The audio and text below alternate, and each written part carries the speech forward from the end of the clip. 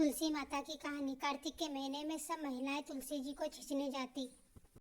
तुलसी माता को छींच के सब महिलाएं तो वापस आ जाती। बुढ़िया माँ रुकती और कहती है, आती और कहती है, तुलसी माता सबके साथ दाता और मैं सींचू बिरवा तेरा, तू कर निस्तारा मेरा।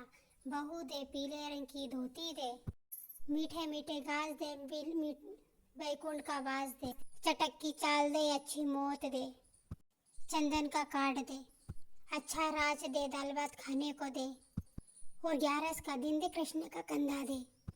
ये सुनकर तुलसी माता सूखने लगी तो भगवान तुलसी माता से पूछने लगे। तो तुलसी माता ने कहा, तुम मेरे मन की मत पूछो। तो भगवान कहने लगे, मैं नहीं पूछूंगा तो कौन पूछेगा। तब तुलसी माता ने कहा, एक बुढ़िया रोज आती और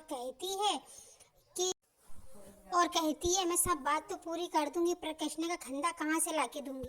तब कृष्ण भगवान बोले, तुम चिंता मत करो, तब वो मरेगी तब मैं अपने आप खंधा दे आऊंगा। तुम बुढ़िया माई से कह देना। कुछ समय बाद बुढ़िया माई मर गई। सारे गांव वाले इकट्ठे हो गए और उसे ले जाने लगे। वो इतनी भारी हो गई कि किसी से भी नहीं उठी। तब सबने कहा, ये तो इतनी पूजा पाठ करती थी, पाप नष्ट होने की माला भी फेरती थी, फिर भी भारी हो गई। तभी बूढ़े ब्राह्मण के वेश में भगवान आए। तब उन्होंने पूछा, ये कैसी भीड़ है। तब सब लोग बोले, बुढ़िया मर गई है, लगता है इसने बहुत ज्यादा पाप किए हैं, इसीलिए किसी से उठती नहीं है। तब भगवान ने कहा, मुझे एक बात बुढ़िया माई के कान में कहने दो तो वो उठ जाएगी। भगवान ने कान में कहा, बुढ़िया माई अपने मन की निकाल ले, पीताम्बर की धोती ले, मीठे मीठे घास ले, बैकुंठ का वास ले, चटक की चाल ले, चंदन का काट ले, झालर की झनकार ले, दाल भात का जीवन ले, कृष्ण का कंधा ले। ये बात सुनते ही बुढ़िया माई हल्की हो गई। बुढ़िया माई को भगवान अपने कंधे पर उठाकर ले गए। उसे मुक्ति मिल गई। हे तुलसी माता, जैसे उसकी मुक्ति की ऐसी हमारी मुक्ति भी करना। जैसे भगवान ने उसे कंधा दिया वैसे हमें भी दे। पीपल पथवारी की कहानी। एक गुजरी थी। उसने अपनी बहू से कहा कि तू दूध दही बेच के आया कर। वो दूध दही बेचने गई। कार्तिक का महीना था। वहाँ पे सब औरतें पीपल खींचने आती थी। वो भी वहाँ बैठ गई। पूछने लगी, तुम ये क्या कर रही हो। औरतें बोली, हम तो पीपल पथवारी खींच रही हैं। उसने पूछा, ऐसा करने से क्या होता है। औरतों ने जवाब दिया, ऐसा करने से अन्न धन की प्राप्ति होती है, बरसों का बिछड़ा हुआ पति मिलता है। तब गुजरी ने कहा, तुम तो पानी से खींच रही हो, मैं दूध दही से खींचूंगी। उसकी सास रोज कहती है कि दूध दही बेच के आई है तो ला पैसे ला कर दे।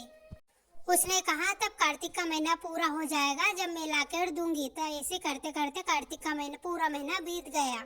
पूनम के दिन गुजरी पीपल पतवारी के पास धरना देकर बैठ गई। उन्होंने पूछा, तुम यहाँ क्यों बैठ गई है। तो बोले, मैं घर जाऊंगी तो दूध दही के पैसे मांगेगी, लेकिन मेरे पास पैसे नहीं है। पीपल ने कहा, मेरे पास पैसे नहीं है, फूल पत्ते कंकर भी ले जा और इन्हें ले जाकर गुल्लक में रख दे। तब सास ने पूछा, बहू पैसे लाई है। तो गुजरी ने बोला, मैंने गुल्लक में रख दिए हैं।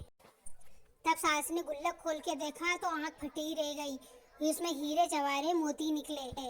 सास बोली, बहू इतने धन कहाँ से लाई। बहू ने आकर देखा तो धन से गुल्लक भरी हुई थी। तब गुजरी बोली, सासू जी, मैंने तो एक महीने तुम्हारे दूध दही से खींची है। तब मैंने उनसे धन मांगा तो उन्होंने मुझे फूल पत्ते कंकर पत्थर ले जाने को कहा। उन्हें लाकर गुल्लक में रख दी। वो तो हीरे मोती बन गए। तो सासू ने कहा, अब की बार मैं भी पतवारी खींचूंगी। दूध दही बेचकर हांडी धोकर पीपर पतवारी में छिड़ देती। फिर बहू से कहती कि मुझसे पैसे मांग। बहू कहती, बहू कभी सास से पैसे मांगती है। सास ने कहा, नहीं, तुझे मांगने पड़ेंगे। बहू ने सासू से पैसे मांगे तो सास पतवारी के पास जाके झन्ना देकर बैठ जाता। उन्होंने उससे भी वही कहा, कंकर पत्थर फूल पत्ती बीन ले जाकर गुल्लक में रख दे। तब बहू ने उसे खोलकर देखा तो उसमें इतने कीड़े मकोड़े चल रहे थे। तब बहू ने सास से कहा, ये क्या है। तब सास गुस्से से बहू से बोली, और तुझे तो धन दे दिया और मुझे कीड़े मकोड़े। तब सब बोले कि बहू तो सांप से सांप मन से खींचती थी और सास धन के लालच से खींचती थी। हे पतवारी माता, जैसे बहू को दिया ऐसे सबको देना, और जैसे सास को दिया ऐसे किसी को मत देना। इल्ली और घुन की कहानी। एक इल्ली थी और एक घुन था। इल्ली ने घुन से कहा, दोनों कार्तिक नहाने चलते हैं। तो घुन बोला, तू तो गिरी छुआरों में लगती है, तुझ में बहुत ताकत है, इसलिए तू ही नाले में तो मोट मोट बाजरे में लगता हूँ। मैं तो नहीं नहाऊंगा, हरे हरे बाजरे का सीता खाऊंगा और ठंडा ठंडा पानी पीऊंगा। तब इल्ली तो राजा की लड़की के पल्ले लग के नहा लेती, एक बार घुन नहीं नहाता। कार्तिक उतरती पूनम पे दोनों मर गए। कार्तिक नहाने के कारण इल्ली ने राजा के घर जन्म लिया और घुर राजा के घर मेढ़ा बना। जब बेटी के विवाह का समय आया, बेटी विदा होकर ससुराल जाने लगी तो उसकी बैलगाड़ी रुक गई। तो राजा रानी बोले, बेटी तूने गाड़ी क्यों रोकी, तुझे जो चाहिए वो मांग ले। तो लड़की बोली, मैं ये मेंढक ले जाऊं। तो वो बोले, ये क्या मांगा, तुझे जितना धन होना चाहिए वो ले जा, लेकिन ये मेंढा ले जाके क्या करेगी।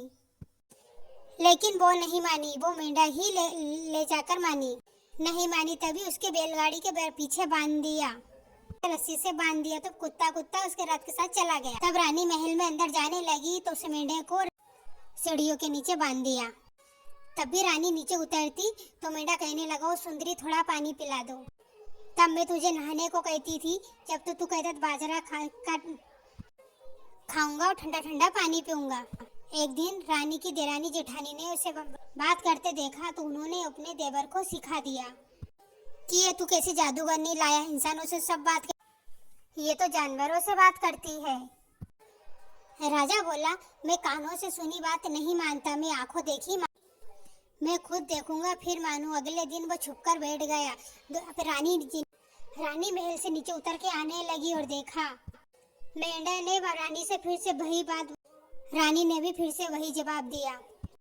वो अपनी तलवार निकाल कर खड़ा हो गया और वो बोले तो इस जानवर से क्या बात करती है, सारी बात बताने तो तलवार से अभी काट के मार दूंगा। रानी ने कहा, औरत का भेद नहीं खोलना चाहिए। तब राजा बोला, मैं कुछ नहीं जानता, मुझे तो जो बात है वो पता करनी है।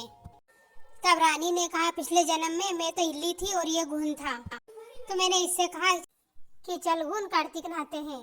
मैं नहाई तो मैं रानी बन गई और ये नहीं नहाते मेंढा बन गए। राजा की बेटी के पल्ले लगकर मैं नहा लेती थी। स्नान से राजा के घर बेटी के रूप में जन्म लिया, इसलिए हम तो हमारी पिछले जन्म की बात कर रहे थे। तब राजा ने कहा, क्या कार्तिक नहाने से इतना फल मिलता है। तब रानी ने कहा, हाँ, कार्तिक नहाने के पुण्य से मैं आपके घर में राजपाट कर रही हूँ। तब राजा ने कहा, इसका नहाने से इतना फल है तो हम दोनों जोड़े से नहाएंगे और बहुत दान पुण्य करेंगे, जिससे हमें आगे और ज्यादा सुख मिलेगा और राजा के घर में बहुत सुख संपत्ति हो गई। हे कार्तिक महाराज, जैसे इल्ली को सुख दिया ऐसा सबको देना, जैसे घुन को दिया ऐसा किसी को मत देना। ये थी कार्तिक मास की कहानी। उम्मीद करती हूँ आपको पसंद आई होगी। चैनल को लाइक सब्सक्राइब जरूर करें।